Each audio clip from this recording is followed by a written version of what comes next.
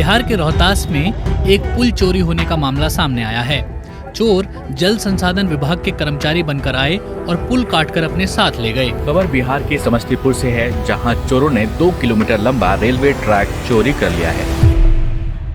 जब आप बिहार के बारे में सोचते हैं, क्या आपके दिमाग में भी यही सब आता है? पर बिहार का पास कुछ और ही कहता है। बिहार वो बिंदु है जो आर्यभट्ट, चाणक्य, गौतम बुद्ध, महावीर और नालंदा को जोड़ता है। आई नो कि बिहार के हिस्ट्री में आपको काफी वीडियोस में ज्ञान मिल चुका होगा, तो आपको बोर ना करते हुए फोकस करेंगे कि कैसे बिहार के डेवलपमेंट ने यू टर्न लिया, जिसने उसे इंडिया का राजू रस्तोगी बना दिया। नीचे से चेक कर। जमींदारी सिस्टम, फ्रीट इक्वलाइजेशन और उसके आगे की कहानी भी डिस्कस करेंगे, जहां फोकस करेंगे बिहार के सिस्टमैटिक इंडस्ट्रियल कोलैप्स के बारे में। कैसे मरहौरा का इंडस्ट्रियल टाउन देखते ही देखते इंडस्ट्रियल हब से इंडस्ट्रियल ग्रेवयार्ड बन जाता है, और क्या बिहार का गोल्डन एज वापस आ सकता है।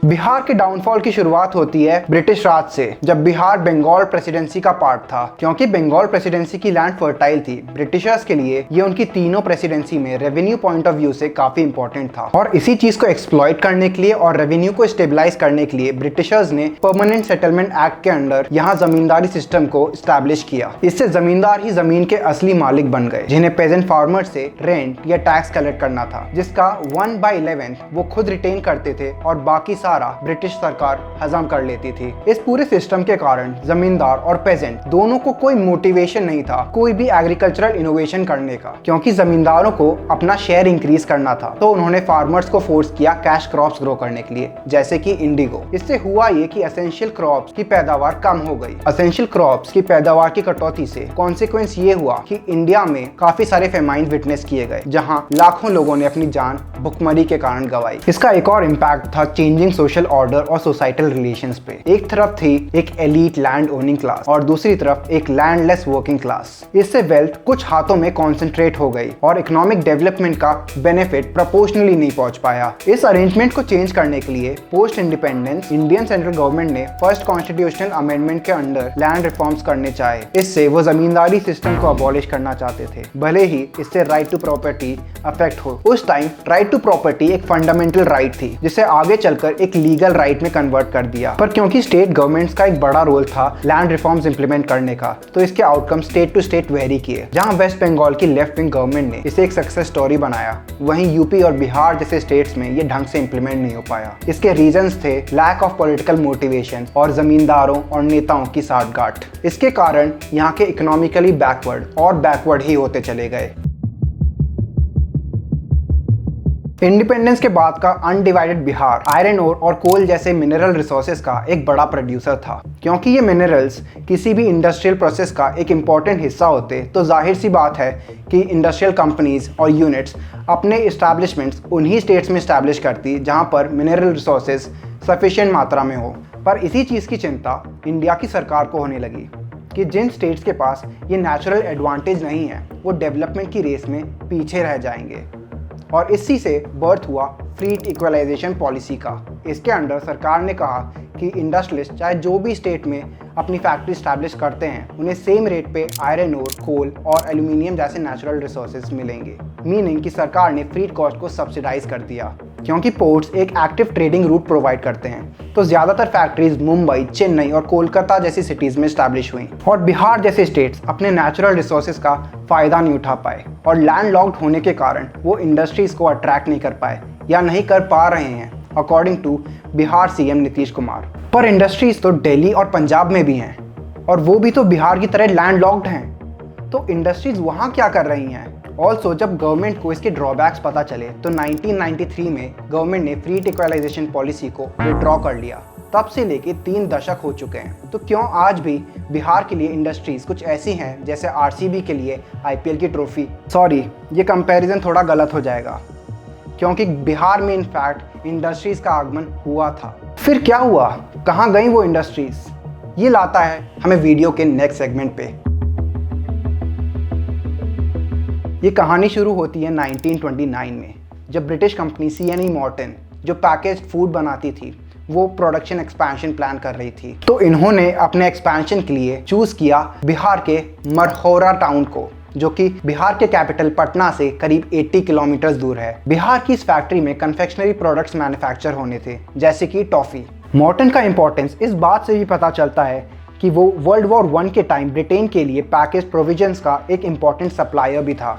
मॉर्टन की चॉकलेट फैक्ट्री की सक्सेस एक मैग्नेट की तरह साबित हुई, जिसके बाद यहाँ कानपुर शुगर फैक्ट्री की शुरुआत हुई, जिससे यहाँ धीरे धीरे एक इंडस्ट्रियल इकोसिस्टम क्रिएट होने लगा। मॉर्टन के 1 किलोमीटर के डिस्टेंस पे 1930s में सरन इंजीनियरिंग वर्क्स की फैक्ट्री की भी स्टार्ट हुई, जिसकी मशीनरी अर्स्टवाइल यूएसएसआर और यूके तक एक्सपोर्ट होती थी। अभी तक तो ये स्टोरी सूर्यवंशम के हीरा ठाकुर जैसी लग रही होगी, पर फिर समय बदलता है और कुछ ऐसा होता है कि एक एक कर इन सारी फैक्ट्रीज पर ताला लग जाता है। ये सब प्राइमरीली होता है 1990s में। मॉर्टन टॉफी फैक्ट्री, जो एक टाइम की सक्सेस स्टोरी मानी जाती थी, वो करीब 100 साल के ऑपरेशंस के बाद बंद हो जाती है। सरन इंजीनियरिंग का भी कुछ ऐसा ही पतन होता है। मरहौरा देखते ही देखते फैक्ट्रीज का शमशान बन जाता है। इसका रीजन बिहार की पॉलिटिक्स, जिसका हम एक डिटेल विश्लेषण करेंगे। इंडिपेंडेंस के बाद कांग्रेस पार्टी के श्री कृष्ण सिन्हा, जिन्हें श्री बाबू भी कहा जाता है, वो बिहार के सीएम बनते हैं। 1961 तक ये ही बिहार के डेवलपमेंट ट्रैजेक्टरी को गाइड करते हैं। इनका फोकस एग्रीकल्चर और एग्री इंडस्ट्रीज पे था, और इन्हीं के टेन्योर के दौरान इंडिया के फर्स्ट 5 ईयर प्लान में बिहार ने टॉप रैंक अर्जित किया। 1961 में श्री बाबू की डेथ के बाद बिहार में नए पॉलिटिकल लीडर जरूर इमर्ज हुए, पर उनका ध्यान डेवलपमेंट से ज़्यादा सत्ता हथियाने में था, जिससे जन्म हुआ बिहार की कास्ट पॉलिटिक्स का भी। तब की caste politics mainly upper caste में सीमित थी।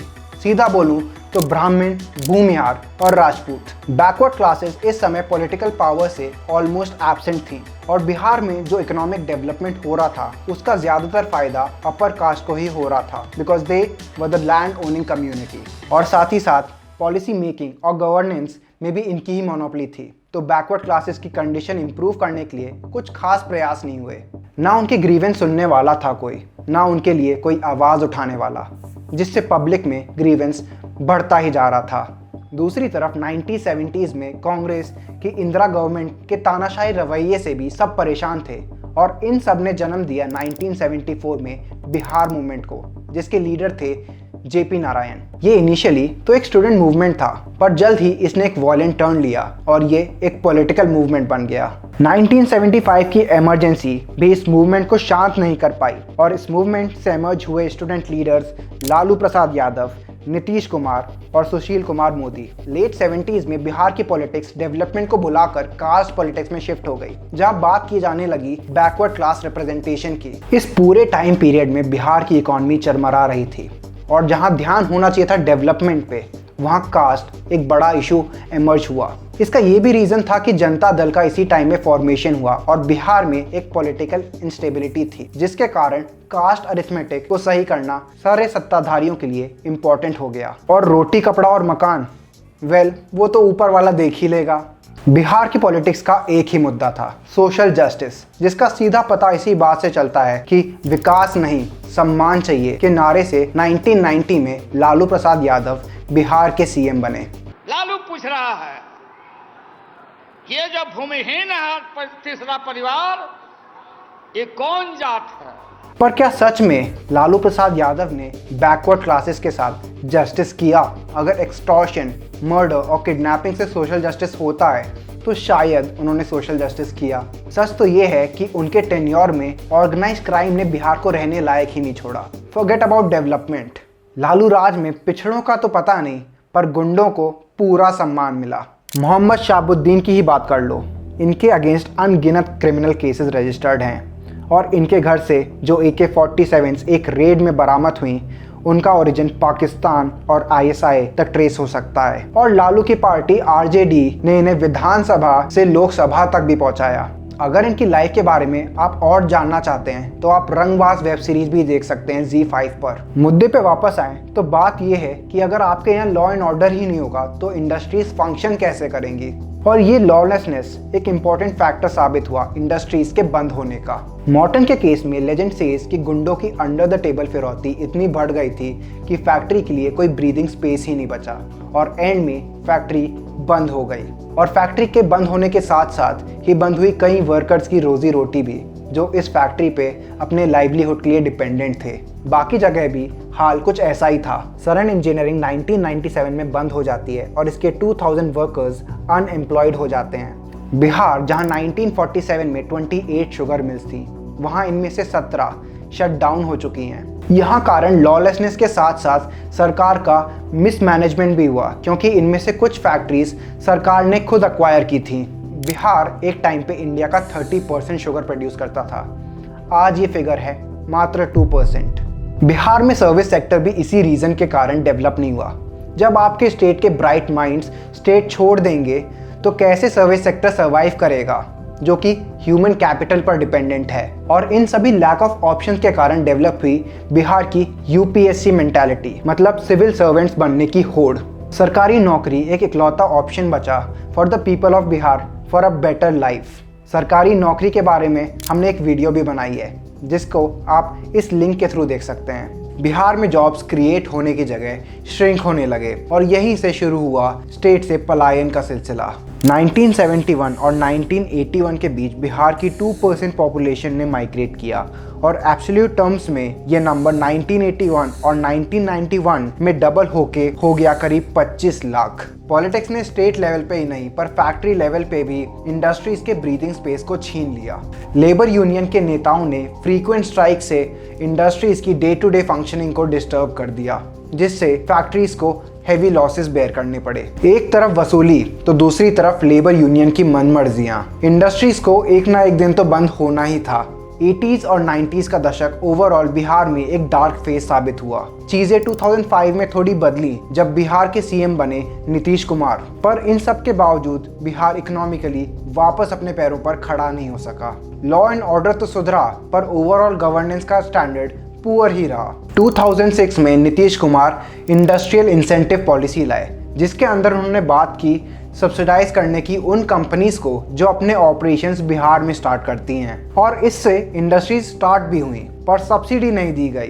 पटना हाई कोर्ट ने भी बिहार गवर्नमेंट को कंपनीज को सब्सिडीज देने के लिए डायरेक्ट किया, पर इसके लिए कंपनीज को कोर्ट को अप्रोच करना था। और आपको तो पता है हमारे जुडिशियल सिस्टम में तारीख पर तारीख, तारीख पर तारीख, तारीख पर तारीख, तारीख पर तारीख मिलती रही है, लेकिन इंसाफ नहीं मिला मिलोट। आज बिहार का इंडिया के इंडस्ट्रियल आउटपुट में सिर्फ 0.5% का कंट्रीब्यूशन है। ये इंडिया का 3rd मोस्ट पॉपुलस स्टेट है, पर यहाँ से कोई भी manufacturing unit Bombay stock exchange में लिस्टेड नहीं है। 1980s में बिहार, यूपी, एमपी और राजस्थान को बीमारू का लेबल लगाया गया था अपनी पुअर इकोनॉमिक परफॉर्मेंस के लिए। अगर आज इनके जीडीपी पर कैपिटा फिगर्स देखेंगे तो पाएंगे कि जहां बिहार का GDP per capita financial year 22 में 49,470 था, ये फिगर राजस्थान के लिए ₹1,35,962 था, एमपी के लिए ये था 1,21,594 और यूपी के लिए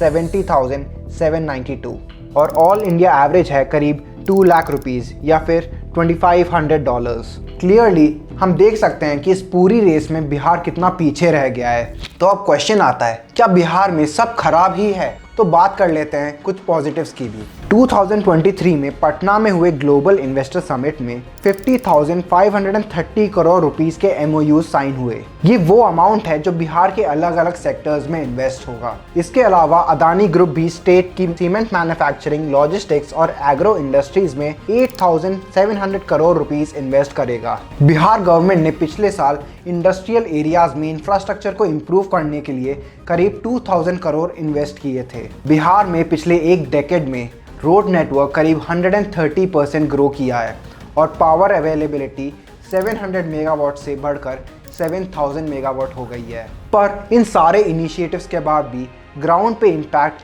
कम ही है, क्योंकि बिहार के परसेप्शन के कारण कोई भी बिजनेस हाउस यहाँ धंधा नहीं जमाना चाहता। जब तक बिहार की रीब्रांडिंग नहीं होती तब तक बिहार एम्प्लॉयमेंट प्रोवाइडर नहीं, सिर्फ लेबर प्रोवाइडर बना रह जाएगा। बिहार की प्रॉब्लम का सल्यूशन है कास्ट पॉलिटिक्स से उठ के डेवलपमेंट की बात करना और बेसिक गवर्नेंस पे फोकस करना। बाकी इमेज मेकओवर तो हो ही जाएगा जब बिहार की गवर्नेंस की नींव मजबूत होगी। आपको क्या लगता है, और किस तरह से बिहार का गवर्नमेंट डेवलपमेंट का फ्लाईओवर पकड़ पाएगा, कमेंट सेक्शन में ज़रूर बताएं। ऐसी इंटरेस्टिंग कंटेंट के लिए do subscribe to the channel, और अगर वीडियो अच्छी लगी हो तो डू लाइक इट, हमारे लिए नहीं तो यूट्यूब एल्गोरिदम के लिए सही। जल्द मिलते हैं एक नए वीडियो के साथ। जय हिंद।